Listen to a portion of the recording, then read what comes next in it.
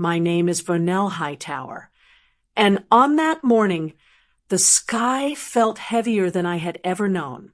Rain poured in sheets, not soft or forgiving, but like punishment, drenching the cemetery until the earth turned to thick mud beneath my shoes.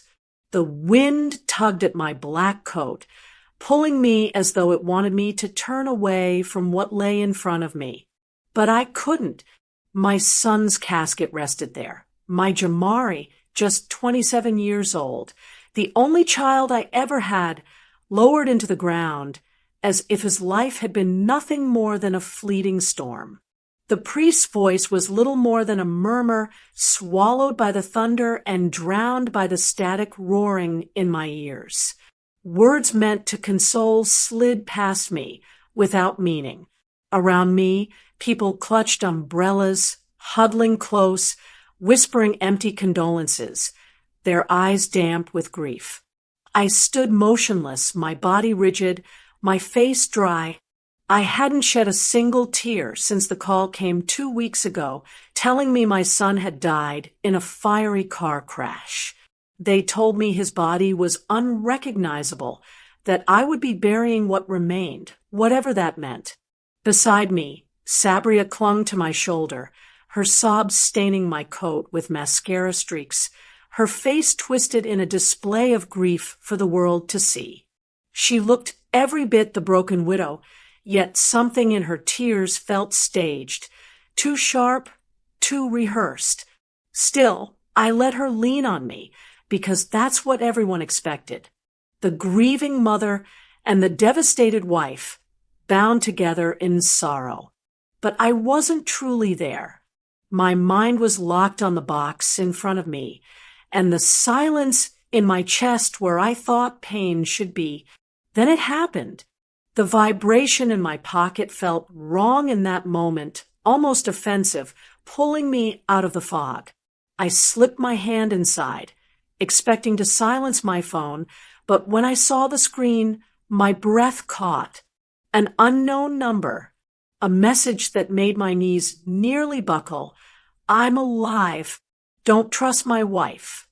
For a moment, I thought the grief had finally broken me, that my mind was playing cruel tricks.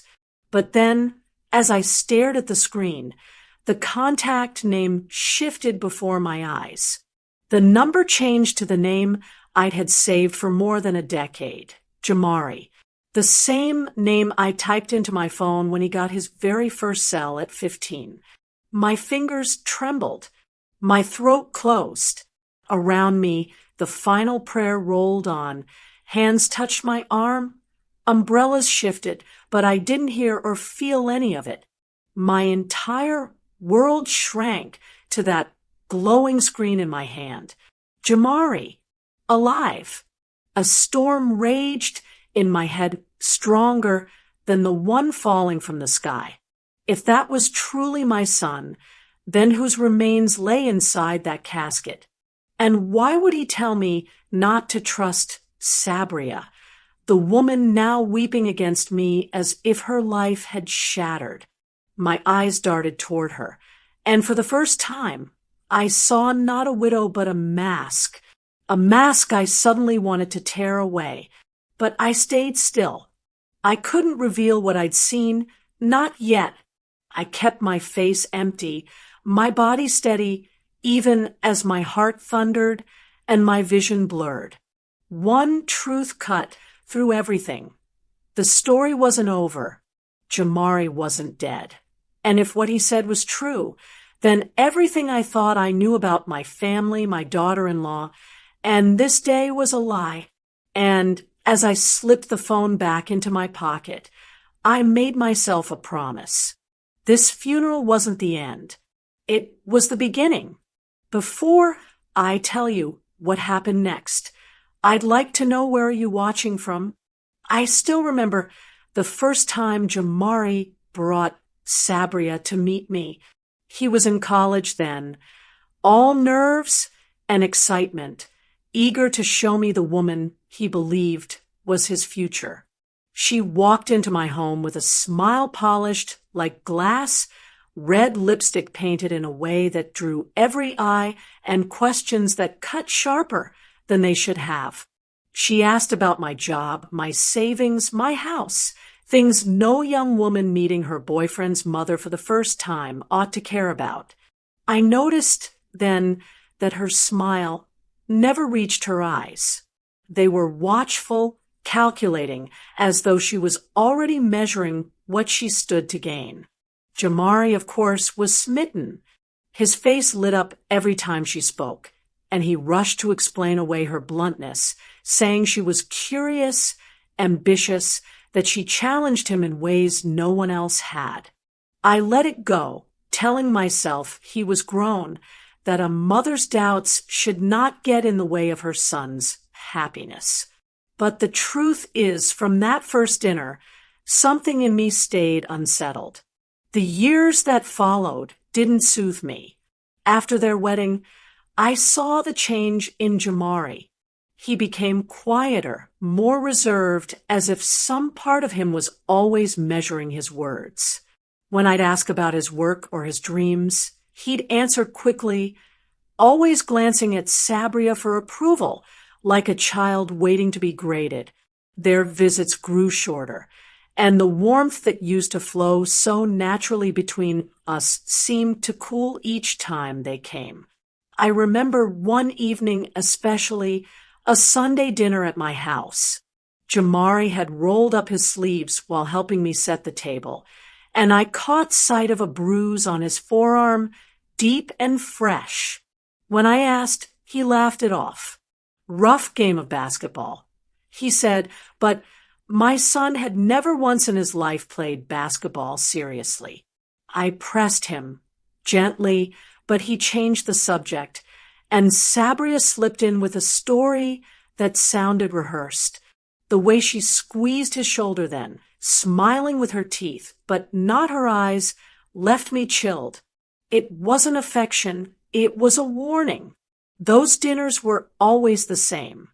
Awkward silences punctuated by her laughter that seemed too sharp, too forced. Conversations that circled around money, property, plans for the future. She always wanted to know what Jamari stood to inherit, what protections I had in place, how we managed our accounts. I brushed it off at the time, convincing myself that young couples think about stability, that maybe I was overreacting. But now, standing at that funeral with my phone buzzing in my hand, I see those memories for what they truly were. Signs. Red flags.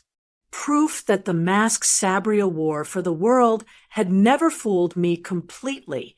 Looking back, I realized Jamari tried to protect me in his own way. He never spoke against her, never admitted what I was starting to suspect. But I saw it in the way his shoulders slumped when she wasn't looking, in the hesitation before he answered questions, in the weight he carried silently.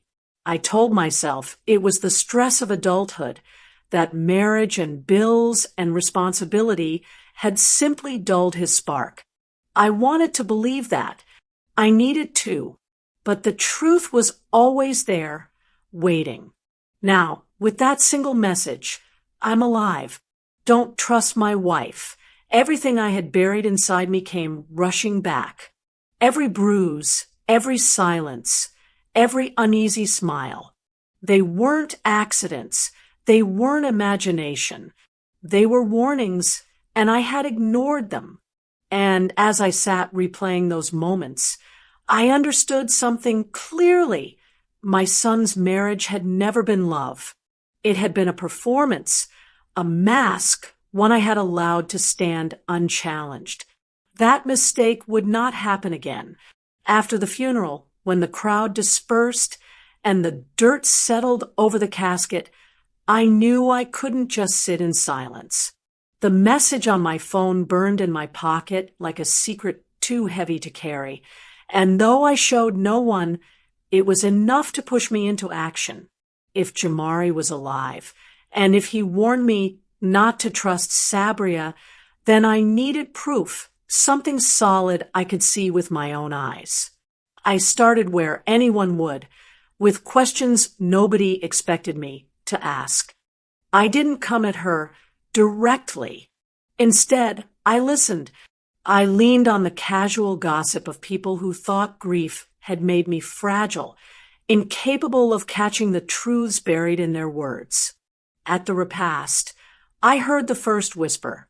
One of Sabria's co-workers, her tongue loosened by wine, mentioned late nights at the office that never made sense. Another muttered about phone calls taken in hushed tones, the kind where voices dip low because the walls have ears. They thought they were just sharing harmless chatter, but to me, every sentence cut deeper. It wasn't until I overheard another detail, a slip that froze me in place, that the picture sharpened. Sabria had increased Jamari's life insurance policy, not by a little, by $500,000, and she had done it just months before the accident. My blood went cold. The timing was too clean, too deliberate, as if she had been preparing for his death long before the car ever touched the road that night. I pretended not to react, nodding gently, feigning sorrow, as though I were simply grateful people still spoke of him. But inside, rage churned. She had been planning her widowhood. I could see it now, the tears at the funeral, the mascara-stained shoulder, the trembling voice. It wasn't grief. It was performance, a role she had already written for herself, one that came with a payout at the end. The next few days, I dug deeper. Quietly, carefully. I spoke to a neighbor of theirs who recalled arguments late into the night, doors slamming, Jamari's voice pleading low while hers cut sharp like knives. I found a financial statement tucked in an envelope Jamari had once left in my home, a document I hadn't paid much mind to before. But now, I saw the faint notations, policy numbers, payment increases, dates that matched too neatly with her sudden obsession with money. Piece by piece, the truth was stitching itself together. Sabria wasn't just a grieving widow. She was a woman who had built her future on the death of her husband. She had carefully planted the paperwork, the witnesses, and the narrative so that when the crash came, no one would question her tears. But she hadn't counted on one thing, Jamari surviving, and she hadn't counted on me finding the cracks in her story. As I lay awake at night, staring at the ceiling, I realized I was no longer just a mother in mourning. I was an investigator in my own right, and every secret Sabria had tried to bury was going to surface. She had played her part too well, but she had underestimated the one thing she could never silence, my instinct. And that instinct told me this was only the beginning. The day after I confirmed the life insurance increase, I walked into the precinct where the original crash report had been filed. The air inside smelled like old coffee and damp paper, and for a moment I felt like an intruder in someone else's war. But this was mine. I wasn't just Jamari's mother anymore. I was the only person left fighting for the truth. I asked to see the file on my son's accident. The clerk at the desk blinked at me, hesitant, and then slid me a thin folder. Too thin. I had expected pages, photographs, notes, something with weight. Instead, the file looked like an afterthought. I opened it and saw the neat, typed conclusion stamped at the bottom. Accidental. No foul play suspected, but tucked into the earliest pages, before the case had been closed, there were handwritten notes that told a different story. Break line compromised. One scribble read. Another, impact inconsistent with skid marks. These were not the notes of a routine accident. They were the markings of suspicion. Someone had doubted the story at first, yet the official narrative now told the opposite. The report described Jamari as distracted, depressed, possibly under the influence of medication, none of which was true. He had never been medicated. He wasn't depressed. And there, at the edge of the page, I saw her handwriting, her signature on a statement attached to the file. Sabria.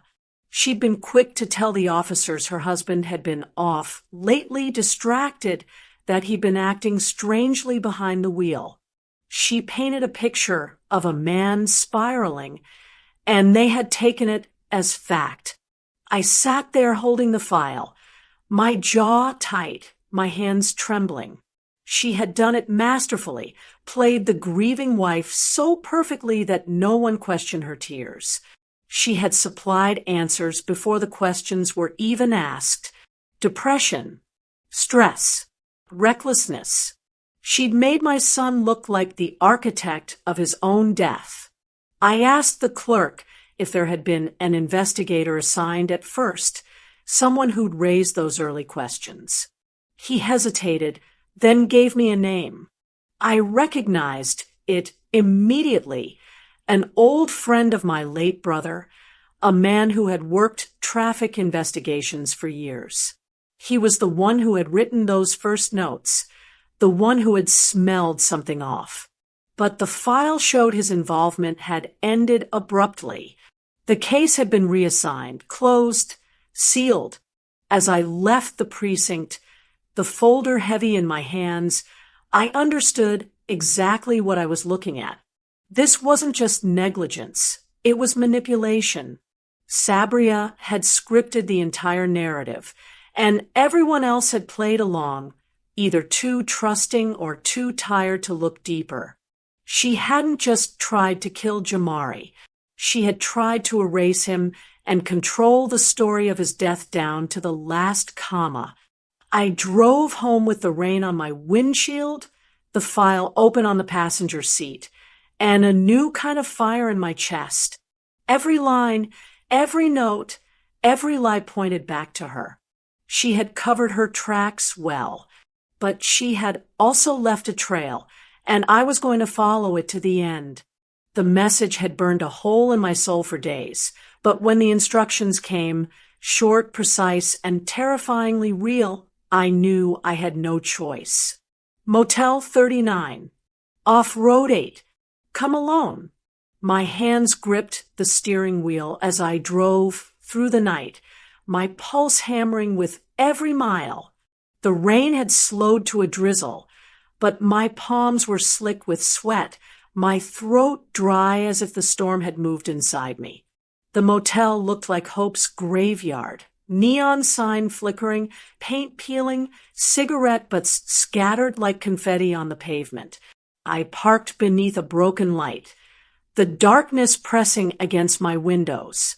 My hands shook as I turned off the engine. For a moment, I sat frozen, listening to my own heartbeat, afraid of what I might find, afraid of disappointment, afraid of a cruel joke. Then I saw him. A figure emerged from the shadows between two buildings, hood pulled low, his gait uneven, limping slightly. My breath caught. My eyes narrowed, desperate to believe what my heart already knew. The tilt of the head, the slouch of his shoulders. It was Jamari. My Jamari. He pulled back the hood, and the sight of him nearly dropped me to my knees. His face was thinner, scarred across the temple, a beard unkempt and growing in patches. But his eyes, those eyes I'd known, since he first opened them in this world, met mine, and I broke.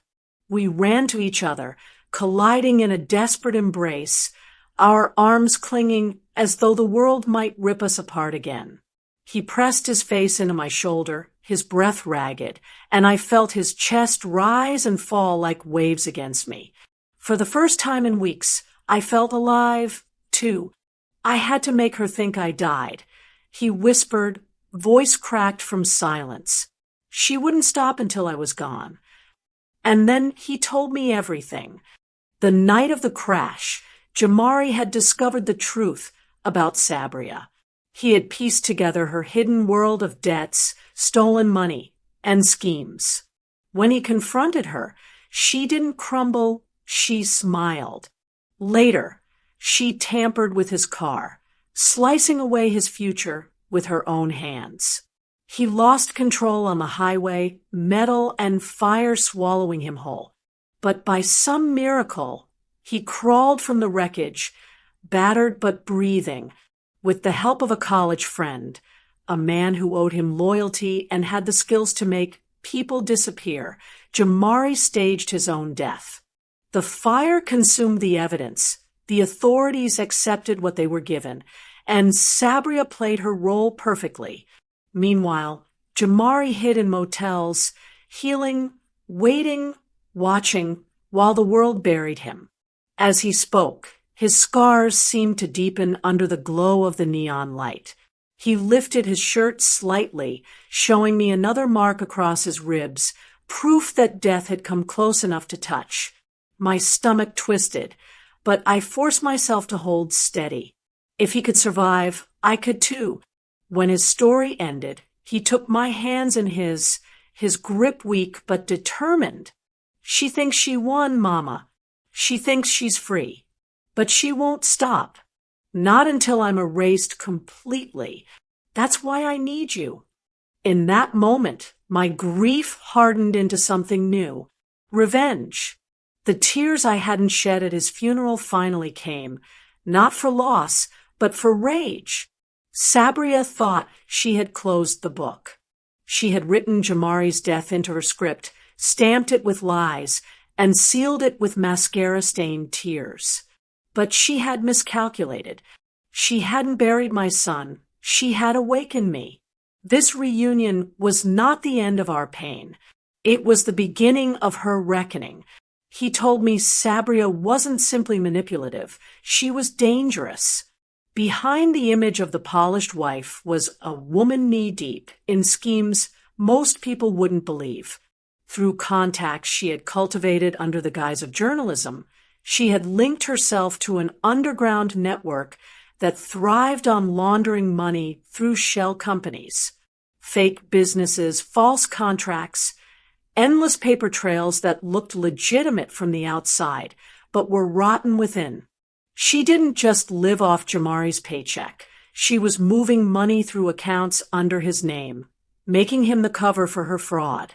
When Jamari discovered it, it wasn't because she confessed. It was because he noticed funds missing from their joint account, payments that didn't line up, a string of company names tied back to him without his knowledge. He confronted her, expecting outrage or denial. Instead, she laughed. Not the kind of laugh he had ever loved. This was a sharp, slicing sound meant to belittle him. She admitted it freely, told him he was too naive to understand, too soft to play the game she was in. Then she reminded him of something he'd almost forgotten. His signature was already on the documents she had slipped beneath his hand months earlier. She had been preparing for this moment all along. Jamari leaned back against the headboard, his eyes staring past me as if replaying her every word. She told me I belonged to her now, that if I opened my mouth, I'd go down with her. And it didn't stop at words. When he threatened to expose her, she turned the very intimacy of their marriage into a weapon. She seduced him, twisted moments of closeness into leverage, whispering promises 1 second and threats the next. If persuasion didn't silence him, intimidation did. He recalled nights when she would sit too close with a wine glass in her hand, her voice low, telling him accidents happen to men who don't listen. He would find his car keys missing, his phone wiped, his accounts locked without explanation. She was orchestrating his world piece by piece until he felt trapped in a prison he couldn't see but could feel pressing in on him. By the time he realized how far she would go, it was too late. The car crash hadn't been her first attempt. Jamari told me of nights when his brakes felt loose, Mornings when he woke dizzy from drinks he hadn't poured himself. Mornings when she would look at him with that chilling calm and ask if he was feeling well. She wanted him erased, not just gone, but destroyed in a way that left her blameless and wealthy. Listening to him, I felt my grief transform into a cold, deliberate fury. Sabria wasn't just a widow in waiting. She was an architect of ruin. She had built her survival on deception and crafted her power by silencing anyone who got too close to the truth. And now she believed she had succeeded. She thought Jamari was ashes in the ground, that I was just another grieving mother, too broken to see clearly. She thought her empire was safe. But she was wrong. That night in the motel, as Jamari laid everything bare, I stopped being a bystander. This was no longer about surviving her schemes. It was about dismantling them, brick by brick, until there was nothing left for her to stand on. Jamari told me there was someone else we could trust, someone who had been quietly helping him since the night he vanished. His name was never spoken to loudly, and Jamari referred to him simply as my old friend from college.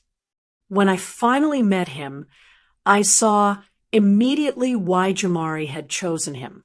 He wasn't flashy, not the kind of man who wanted attention, but behind his glasses his eyes were sharp, alert, always scanning. He worked in cybersecurity now, and what he lacked in warmth, he made up for in precision. We met in his apartment, blinds drawn tight, the glow of multiple monitors casting the room in shifting blues and greens. He barely looked at me as Jamari introduced us, his fingers flying across a keyboard, screens filling with codes and numbers I couldn't begin to understand. But when he finally turned to me, his words were simple. If you want her destroyed, we start here. From the first file he opened, I knew this man had been digging deeper than I ever imagined possible. He had already broken through layers of Sabria's accounts, tracing connections from one shadowy company to another. What looked like journalism stipends and consulting fees were nothing more than fronts. Shell accounts, offshore transfers, and dummy corporations stacked like a house of cards. She hadn't just tied Jamari's name to her schemes. She had woven him into a much larger operation, one that crossed state lines and international borders. He clicked through screenshots of transactions, emails, contracts with signatures that weren't hers, but Jamari's. My stomach dropped as I realized how far this went. Every time she moved money, she left a trail that pointed back to him, setting him up as the perfect fall guy if things collapsed. It was no longer just about an insurance payout. It was about empire building, and my son was nothing but the scaffolding she had climbed to build it. Jamari leaned forward, anger etched into his scarred face. She wanted me erased, Mama, because I was the only one who knew how deep it went. If I talked, she lost everything. The friend nodded, pulling up another file. Offshore transfers to accounts in the Cayman Islands, Luxembourg, and Singapore. Millions, not just thousands. The betrayal expanded in front of me, a web so wide it no longer surprised me that she wanted him gone. The bigger the scheme, the bigger the threat a single voice became. What struck me most was how meticulous she had been. She didn't just steal. She curated an image to hide behind, a wife with a polished career, a woman who mingled at professional events, always presenting herself as legitimate while laundering money through clients that didn't exist. Her fraud was art, and she painted it with a smile. But the deeper her friend dug, the more cracks appeared. Buried in cloud storage, hidden in encrypted folders, were files she hadn't erased, messages between her and partners in the scheme, instructions for covering tracks, even photos of deposits and transfers that could never be explained away. Each new discovery was another weapon placed in our hands. Sitting there in that room filled with the hum of machines, I felt the balance of power shift ever so slightly. For the first time since this nightmare began, I wasn't chasing shadows.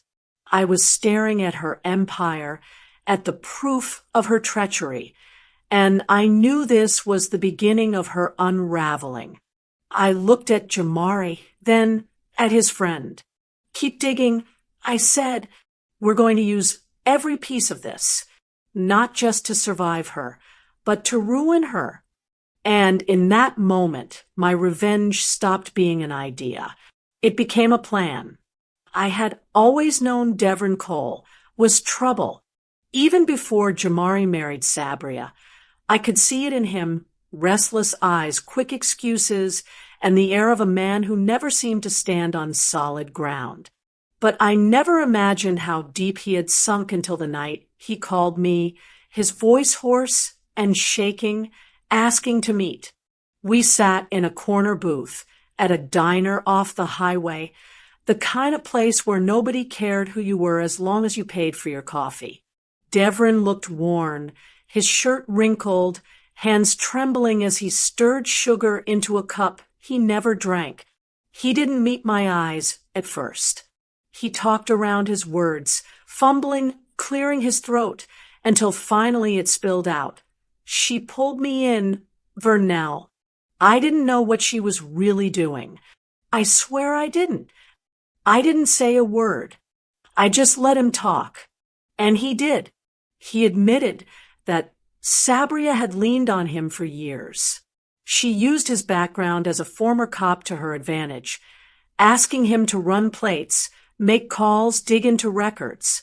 At first, he thought he was just helping his sister stay a step ahead, maybe bending the rules, but nothing catastrophic. She paid him off in small sums, enough to keep him afloat when debts mounted. And Devon, drowning in overdue bills and old mistakes, didn't push too hard. But then came the bigger favors. Access to information he had no business touching. Introductions to people he should have stayed far away from. He told me she assured him it was nothing serious, that she just needed protection. A buffer. He believed her. Or maybe he wanted to believe her, because admitting the truth meant facing how far he'd fallen. Now, sitting across from me, his face pale under the flickering diner lights, he admitted the guilt had been eating him alive. I didn't know she was planning to kill Jamari. He whispered, his voice breaking. I thought it was all money games, fraud, bending rules. But murder? I never signed up for that. His words should have softened me, but they didn't. All I could hear was the sound of complicity. He hadn't lifted a finger to stop her. He had given her the access she needed, the protection to move unchecked, the silence that allowed her empire to grow. Maybe he hadn't known every detail, but ignorance wasn't innocence. Still, he offered something valuable that night. He promised to help, to wear a wire, to pass along information, to expose her from the inside. It was his way of paying penance, of clawing back a piece of the man he used to be before debts and desperation hollowed him out. I nodded, but inside I remained cold. A man who betrays once can betray again. Devon's confession didn't make him an ally.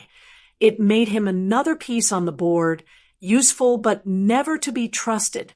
As I left the diner, the rain starting again on the windows, I carried his words with me like a stone in my pocket. Sabria hadn't just acted alone. She had built her empire on the backs of those too weak or too willing to stop her. And now, one of those very people was about to help bring her down. But I kept one thought locked in my chest. if Devon Cole tried to play both sides. I would make sure he fell just as hard as his sister. I had learned by then that revenge was a patient thing, measured in small steps and careful conversations. We were moving like surgeons, precise, slow, deliberate, each piece of evidence placed where it would do the most damage when the time came. I believed we were being careful. I believed we were smart. I believed, foolishly, that the people I'd chosen to help were as invested as I was in seeing Sabria undone. I was wrong. It started with a voicemail, short and clipped, left on my phone while I was at Jamari's apartment, sifting through files that made my stomach flip. The caller ID was a name I trusted, the neighbor, the woman who had fed me small scraps of Sabria's life when we pretended to compare recipes and memories. The message was banal at first. Call me back when you can. But there was an edge to it, a tremor I hadn't noticed before. I returned the call and listened to her voice break as she whispered that she'd seen Sabria meeting someone late at night by the old pier, cash exchanged hands, a nervous look on her face. Then she added something that made my chest drop. She asked about you, Vernell. She asked where you'd been going. For a moment, I thought it was only paranoia. Sabria was an actress. Being watched was part of the role. But that doubt poisoned the rest of the day. I called Jamari, keeping my voice steady, and told him to stay away from certain routes, not to check in on predictable times. He promised, but his voice had that brittle edge of someone who sleeps badly and trusts too little. 2 nights later, the alarm on my phone screamed like an animal. Jamari's friend, the hacker, had messaged in all caps. She's onto us. Emergency. She's asking questions. My hands went cold. The screens in front of me blurred as I read and reread the message. How? How could she have known? We had been careful. We had compartmentalized. We had used throws of misdirection and burner numbers. And yet, someone had spoken in the wrong place to the wrong ear.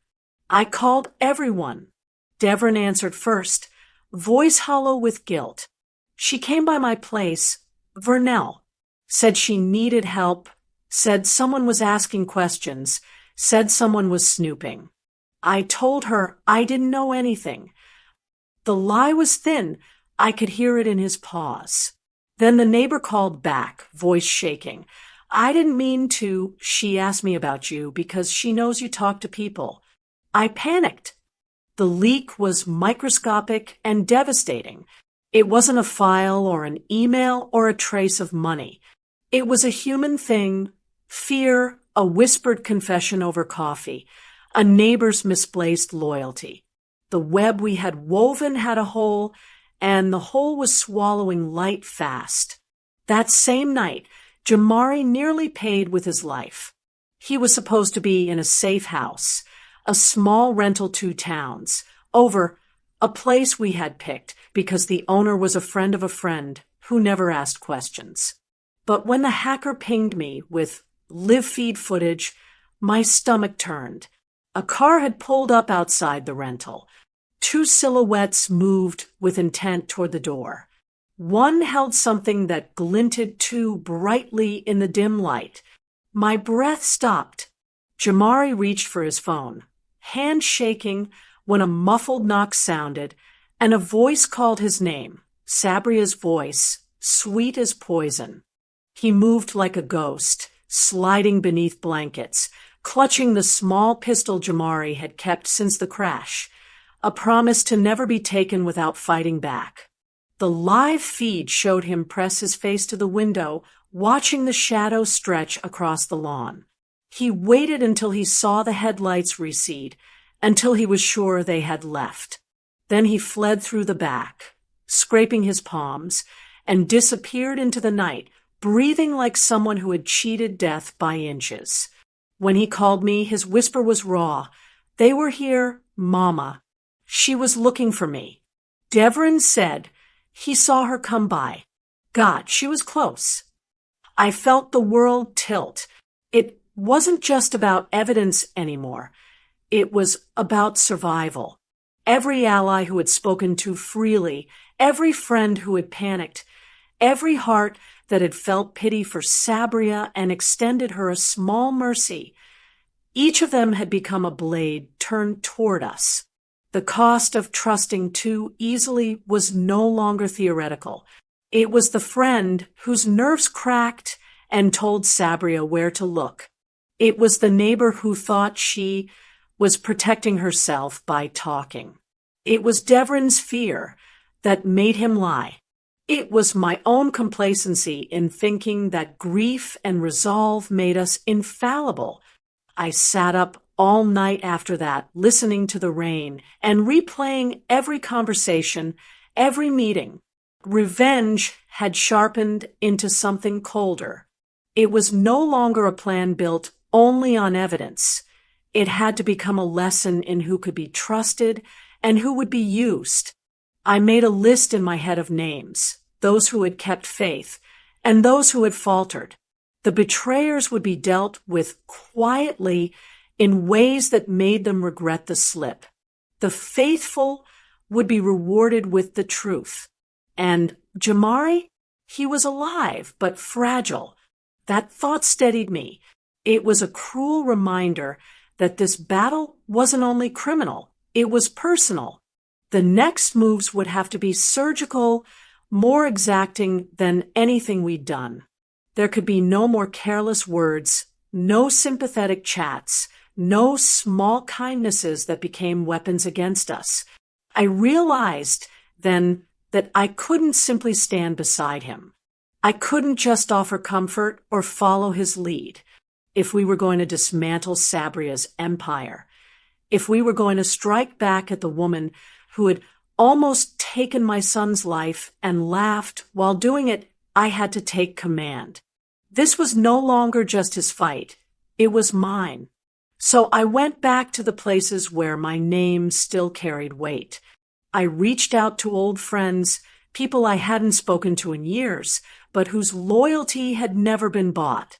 A retired banker who owed me a favor after I once kept quiet about something that could have ruined him. A woman who worked at the county clerk's office, still grateful for the years I babysat her kids for free when she had no one else. Even a man from church I hadn't spoken to in a decade, whose sister I'd once driven to the hospital in the middle of the night when everyone else turned their phones off. These weren't the kinds of people Sabria would ever think to watch.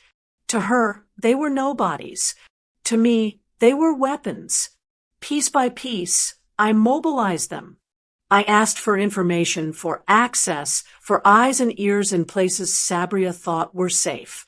Bank records were whispered to me before they could be sealed.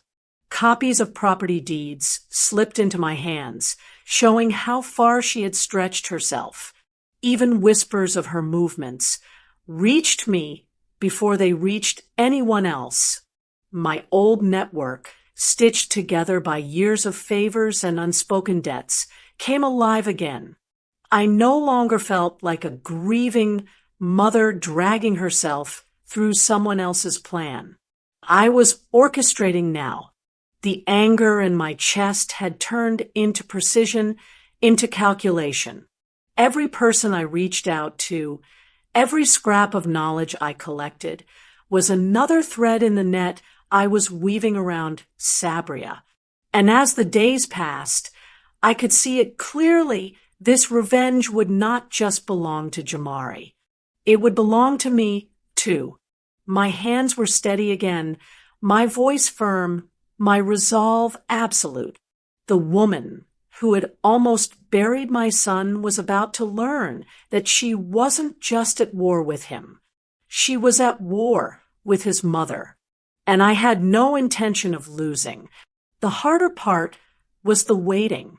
Evidence is patient. Revenge is not. We had the pieces, screenshots, transfers, emails, But pieces alone don't topple empires. They need to be arranged, framed, and timed so that when they fall, they crush the posture the guilty have spent years perfecting. That is what we spent that month doing, arranging, framing, timing. Jamari's friend lived up to his reputation. He moved with method and silence, fingers flying across keyboards while the room around him hummed with the glow of monitors. I sat with him more than once, watching as he turned chaos into clarity.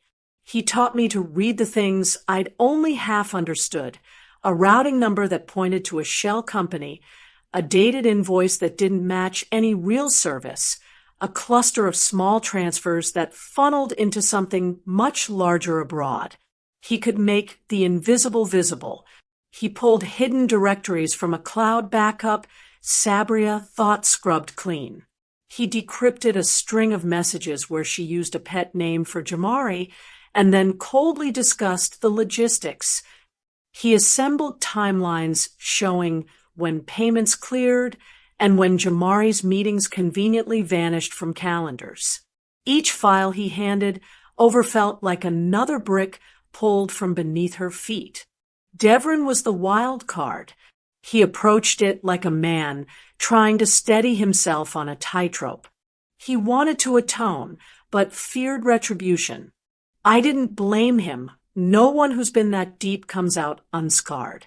But he agreed to do what mattered, to wear the wire. The night he handed me the recorder, his hands shook. He kept insisting, "I'll do what I can, Ms. Hightower. I'm sorry." His confession had weight, but his action had more. He slipped into the plan like a man trying to remember who he used to be. We rehearsed, not because the wire needed rehearsal. No, it needed cover. Devrin had to be believable. He had to look like the same loyal brother Sabria had relied on. He had to walk into her confidence the way he always had, wearing excuses, small lies, and the same tired charm. We mapped phrases he might say, questions she might ask, safe ways to steer her into giving us what we needed. The hackers set up drop cues and secure lines for when Devrin would slip evidence. When it happened, the recording would be raw and undeniable. Sabria, meanwhile, was a demonstration in arrogance. She moved as if the world had already paid her its dues.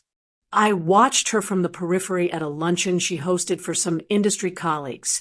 Polished hush, clinking silver, easy laughter, and felt the bile rise in my throat.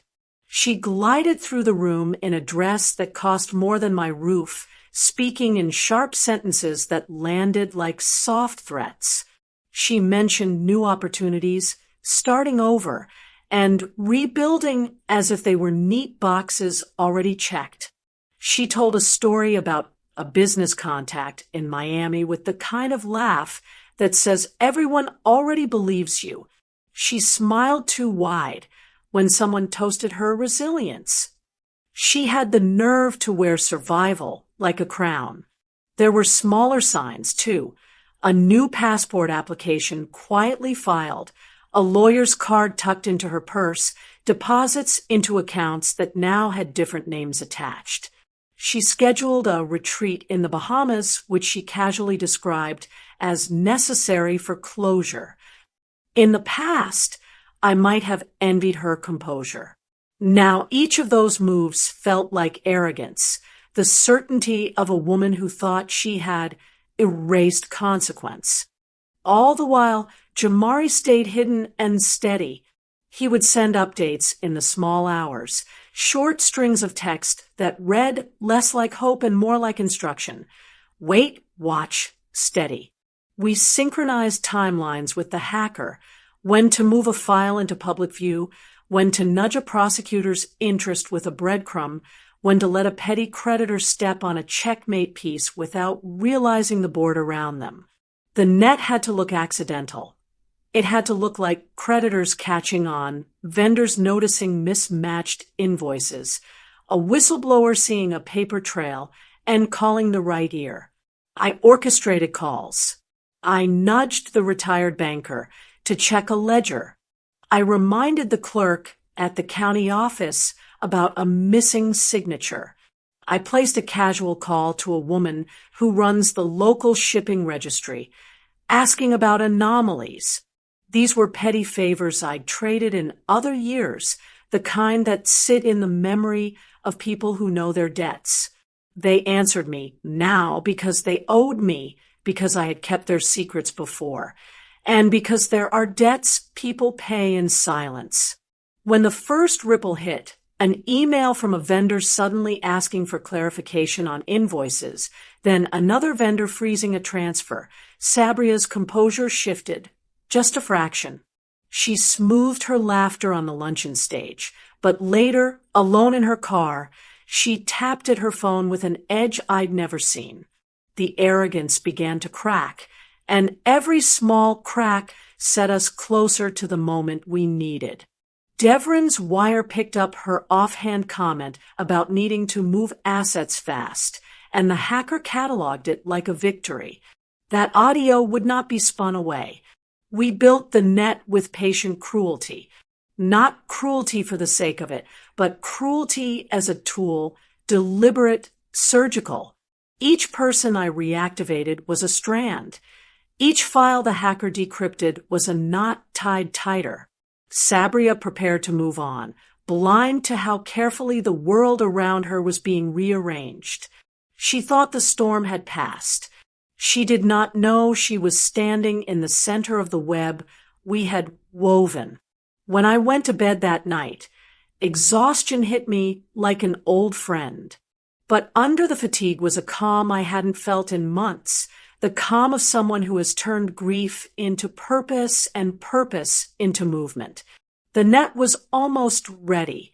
All we needed now were the last pieces in place and the courage to pull. The warehouse loomed at the edge of the docks, its corrugated walls streaked with rust, its broken windows lit by the glow of floodlights from nearby cranes. It was the kind of place where secrets change hands, lonely enough for no questions, busy enough for noise to drown out anything that shouldn't be heard. I sat parked in the shadows, my hands wrapped around the steering wheel, my eyes locked on the entrance where Sabria would arrive. Everything had led to this. Every sleepless night, every whispered plan, every careful step, it was all funneling into this one meeting. Jamari's college friend had set up the feed.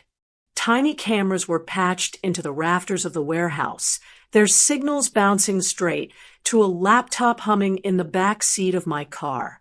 The audio was crisp. Every scrape of a shoe against concrete, every impatient sigh echoing through the tin belly of the building. And then I heard her heels, sharp, deliberate. She walked in like a queen reclaiming her throne, draped in confidence and hunger. Sabria met with two men I didn't recognize, both carrying cases heavy enough to make my pulse quicken. Papers were spread out, stamped, signed. Money changed hands in thick envelopes. A new passport slipped across the table, her new identity printed in neat black letters. It was everything she needed to vanish, to take the money and slip into another life while we were left to choke on her dust. And then, as if she couldn't help herself, she laughed. It wasn't nervous laughter or the polite titter she used at dinner parties. It was cruel, triumphant, sharp enough to cut through the distance between us. "He's gone," she said, her voice cold and steady. "Dead as dust. That fool never knew what I was capable of." Every word seared into me, but more importantly, every word was recorded. Deverin's wire captured her confession, clean and undeniable. The arrogance in her tone was exactly what we had waited for, the final nail she hammered into her own coffin. She thought she was untouchable, thought Jamari's ghost had been buried deep enough for her to dance freely. She had no idea the walls were closing in. I gripped the steering wheel tighter, forcing my breath to stay even. For months, I had carried the weight of grief and rage in silence. Now I felt something shift. Not victory yet, not relief, but certainty. We had her. No amount of tears or staged sorrow could save her from what was coming. Sabria walked out of that warehouse believing she had secured her freedom. What she didn't know was that the very moment she laughed about my son's death, she sealed her fate. The moment came fast, sudden as a storm breaking over still water. 1 second Sabria was zipping her purse closed, sliding those envelopes of money inside with the ease of someone who believed she had won. The next, the warehouse erupted in shouts. Flashlights cut through the shadows, red and blue lights bled through the broken windows, and the air filled with the metallic slam of boots hitting concrete. Hands up! Don't move! The men she had been meeting scrambled, cases clattering to the floor.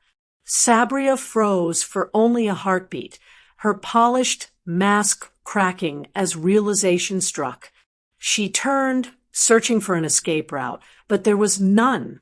Uniforms poured through every entrance, weapons drawn, voices firm, each order hammering away at the illusion of control she had wrapped around herself for years.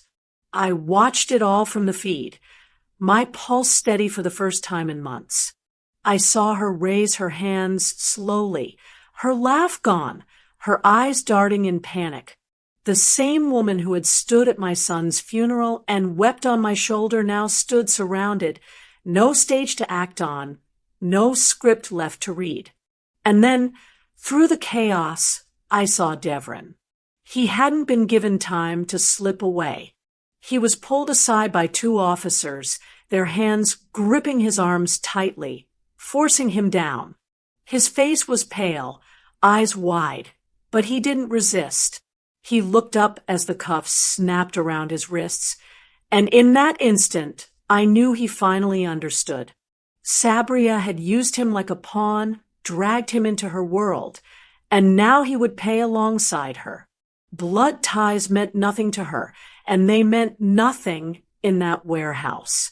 His betrayal, his silence, his willingness to be her shield, it had led him here, dragged away in cuffs like any other criminal.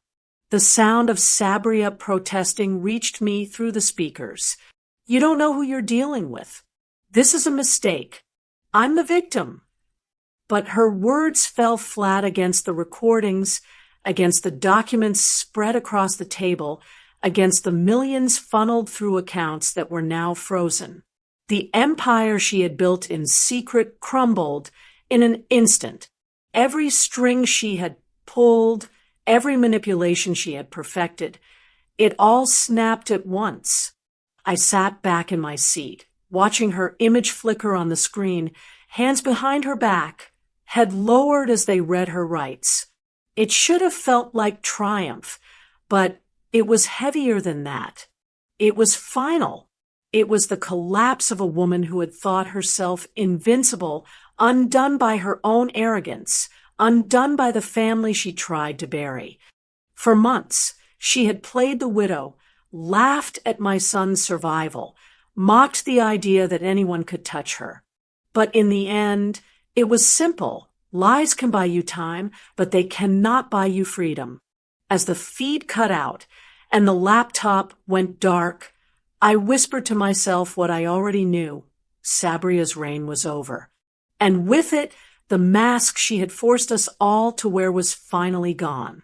When they drove Sabria off in the squad car, I thought the hard part was done. Arrest. A televised moment. The satisfaction that comes when the villain is handcuffed. I was wrong. Arrest was a hinge. The real work began when I closed that hinge and pushed. I had always known ruin is not a single thunderclap, but a slow, meticulous unraveling. You don't humiliate a person by spectacle alone. You strip away the things they used to pretend they were. You take their money, their excuses, their allies, their options. You make the world they built feel foreign under their feet. That is exactly what I set out to do. First, the insurance. The policy that had been increased so neatly, so audaciously, 3 months before the crash. That had to go. I called the retired banker I'd leaned on in Chapter 10 and asked him to pull every file connected to Sabria and Jamari. He moved like a man who still kept his hands clean by choice, quietly, legally, and efficiently. With the hackers' timestamps and the wire recordings from Devon, we handed the insurer a file they could not ignore: forged signatures, undisclosed transfers, a timeline that matched suspicious activity with policy changes. The insurance company froze the payout within 48 hours. Their legal team issued a hold. The word revoked didn't come that fast, but the halt was the same as a wound. It bled her plans dry. Banks were next. We handed wire confirmations and flagged transactions to the bank manager, the same manager I'd once helped when a scandal threatened his branch. He did not need to be persuaded long. Within days, accounts that once flowed with easy transfers were frozen. Automated payments failed. Credit lines were suspended. Offshore accounts that Sabria assumed safe were suddenly under scrutiny because the hacker had traced the routing and provided leads no bank could ignore. The liquidity she had counted on evaporated, but more importantly, it revealed to the world that she had relied on fire and smoke schemes, not legitimate wealth. Then the properties. The county clerk, the woman whose kids I'd ferried to music lessons years ago, found a hidden queue of transfers tied to shell companies and flagged irregular deeds. We presented that to the title company and the local registrar, and a cascade began. Liens were placed, temporary freezes issued, and notices of intent to seize for fraud were filed.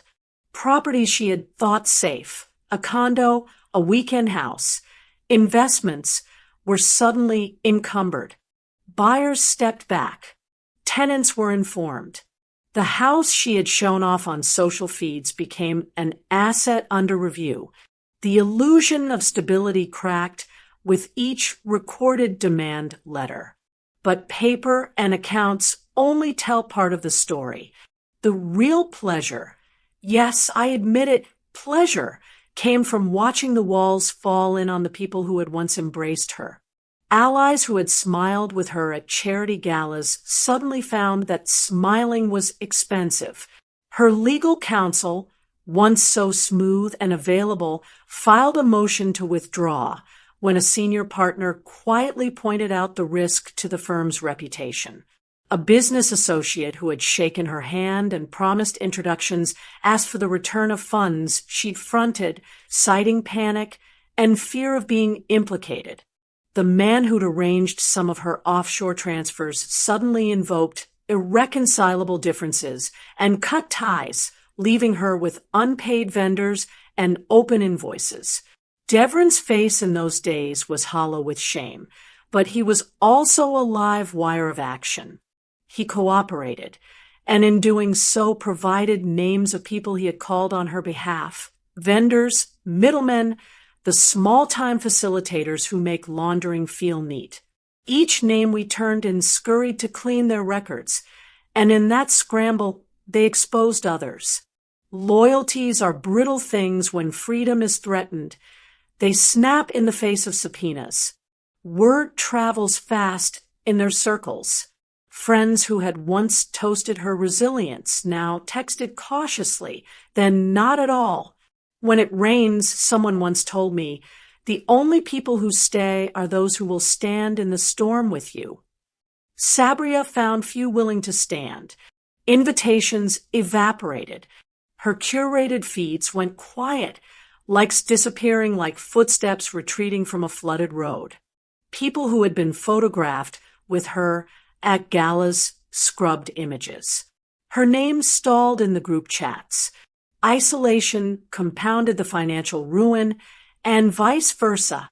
There were legal filings, too, and I will not pretend the mechanics are glamorous. It took meetings, irrefutable evidence, and a police detective who finally would not be swayed. The detective we'd nudged with the earliest notes dusted off the old traffic file and pressed it into action now that the new evidence made a clean picture. Prosecutors moved methodically. They do not rush unless they can win. We gave them what they needed: documents, audio, a timeline. They filed indictments. Courts set hearings. Each step publicized another piece of the puzzle. Each step widened the circle of people who would not risk her company. Watching her that winter was like watching someone realize their map is wrong mid-journey. At first she raged, then she attempted negotiation, a plea for leniency here, a promise of cooperation there, but the leverage she once held had been bought and sold by her own choices. The people she'd used to underline her success now used what she'd given them to pin her down. The tiny acts of loyalty she'd stored as favors did not pay back in time. They turned. At night, when the house lights went out and the city quieted, I would visualize the ledger of her life, the accounts, the passports, the front companies, and imagine the numbers evaporating like sugar into rain. I did not celebrate her ruin in a childish way. I observed it. I took note. I felt the rightness of it. Her capture had been public. Her stripping needed to be final and private enough to hurt in ways public spectacle never could. By the end of the month, the world Sabria had built looked like a room that had been cordoned off. Official notices taped to doors, bank holds on glass, pending civil suits in the mail. She had a prosecutor's calendar and no liquid assets big enough to rewrite scores. Her allies had turned into witnesses, her accounts into evidence, her properties into collateral for debt. I sat with Jamari one evening and told him what we had done. He said very little, only that the hardest part was seeing her human, even when she had been monstrous. I told him that was the point. She had to be human again, and suffering human consequences was the only honest answer to what she had tried to do. Sabria's empire was gone. What remained was a woman alone in the wake of her own making, and that was a ruin I had designed with my own hands. Months passed before the paperwork was complete, before the courts and the agencies agreed to give Jamari his life back. I sat in the courtroom the day his legal resurrection was finalized, watching him stand straight despite the scars that still marked his skin. His name was restored, his records corrected. The man they had tried to erase was breathing proof that truth, when fought for, can outlast even the deepest lie. Jamari began again, quieter but not broken.